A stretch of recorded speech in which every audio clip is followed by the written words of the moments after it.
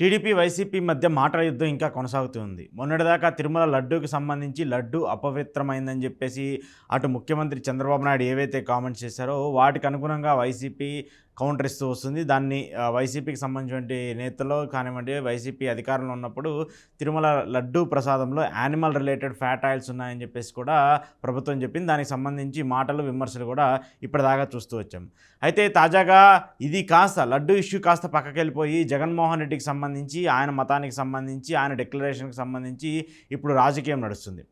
లడ్డు వివాదం కొనసాగినటువంటి నేపథ్యంలో జగన్మోహన్ రెడ్డి నేను తిరుమల వస్తాను, తిరుమల వచ్చి స్వామివారిని దర్శించుకున్న తర్వాత ఈ ప్రసాదం గురించి ఏం జరిగిందనేది నేను మాట్లాడతానని చెప్పేసి ఆయన ఒక ప్రకటన విడుదల చేశారు. దానికి సంబంధించి నిన్న సాయంత్రం వాస్తవానికి ఆయన తిరుమల చేరుకోవాల్సి ఉంది. అయితే తిరుమల చేరుకోవాల్సినటువంటి నేపథ్యంలో అక్కడ పరిస్థితులు బాగాలేనటువంటి ఉన్నాయని చెప్పేసి పోలీసులు హెచ్చరించడంతో ఆయన పర్యటన రద్దు చేసుకుంటూ వచ్చారు.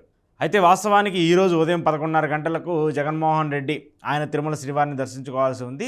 నిన్న కొన్ని కారణాల వల్ల, అలాగే భద్రతకు సంబంధించిన లోపాల వల్ల ఒకవేళ ఆయన అక్కడికి వస్తే ఆయన మీద దాడులు జరుగుతాయని ఏవైతే ముందుగానే వచ్చినటువంటి హెచ్చరికల వల్ల ఆయన పర్యటన వాయిదా వేసుకుంటూ వచ్చారు. అయితే ఈ పర్యటన మరొక వారం తర్వాత, 10 రోజుల తర్వాత ఉంటుందని చెప్పేసి జగన్మోహన్ రెడ్డి తెలిపారు. అయితే ఈ నేపథ్యంలో ఇటు టీడీపీ, వైసీపీ మధ్య మాటల యుద్ధం కొనసాగుతూనే వస్తుంది. జగన్మోహన్ రెడ్డి ఈ తిరుమల పర్యటన రద్దు అంశంపైన నిన్న ప్రెస్ మీట్ పెట్టి కొన్ని కీలక వ్యాఖ్యలు చేశారు.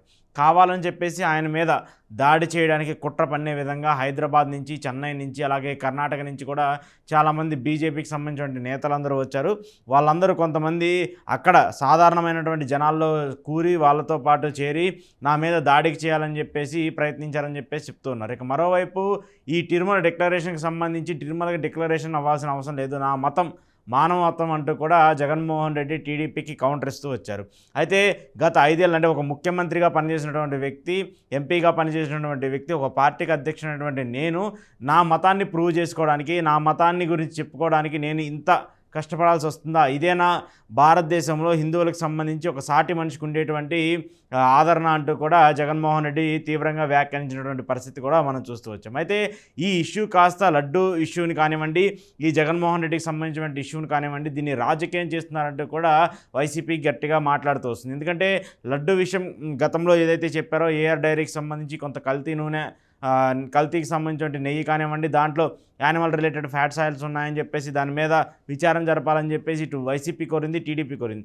కానీ ఇదంతా కాస్త దీన్ని పక్కకి వెళ్ళిపోయి ఇష్యూ డైవర్ట్ అయిపోయి తాజాగా జగన్మోహన్ రెడ్డికి సంబంధించిన మతానికి సంబంధించి ఆయన డిక్లరేషన్ ఇవ్వాలంటూ కూడా బీజేపీ నేతలు చేసినటువంటి వ్యాఖ్యలు కానివ్వండి, టీడీపీ నేతలు చేసినటువంటి వ్యాఖ్యలు కానివ్వండి, ఇవి రాజకీయ దుమారాన్ని రేపుతూ వచ్చాయి. అయితే జగన్మోహన్ రెడ్డి వ్యాఖ్యలకు కూడా చంద్రబాబు నాయుడు ధీటైన సమాధానమే ఇచ్చారు. ఆయన కూడా ఎవరు మిమ్మల్ని తిరుమలకి వెళ్ళవద్దని చెప్పేసి అడ్డుకుంటానికి చెప్పారని చెప్పేసి కూడా ఆయన కూడా ప్రశ్నిస్తూ వచ్చారు. అయితే జగన్మోహన్ రెడ్డి చెప్పిన దాని ప్రకారం పోలీసులు తనకు అనుమతి ఇవ్వలేదని, వైసీపీకి సంబంధించిన నేతలు కానివ్వండి, వైసీపీకి సంబంధించిన కార్యకర్తలు అక్కడ ఎవరిని రాకూడదని చెప్పారని చెప్పేసి జగన్మోహన్ రెడ్డి చెప్పినప్పుడు దానికి చంద్రబాబు నాయుడు కూడా ధీటుగా సమాధానం ఇస్తూ మేము ఎక్కడా కూడా జగన్మోహన్ రెడ్డి పర్యటన అడ్డుకోవడానికి చూడలేదని చెప్పేసి కూడా చెప్తూ వస్తున్నారు.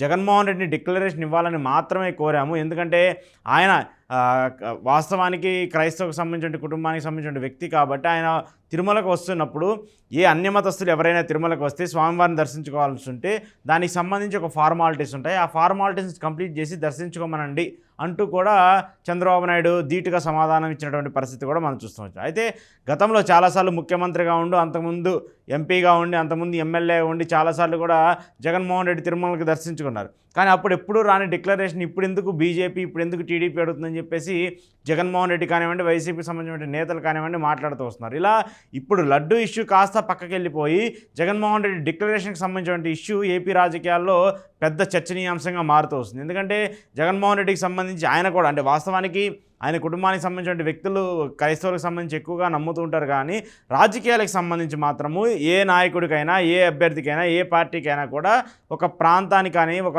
పరిస్థితులకు కానివ్వండి, లేదంటే ఒక మతాన్ని కానీ కలిపి చూడలేనటువంటి పరిస్థితిని మనం చూస్తూ వచ్చాము.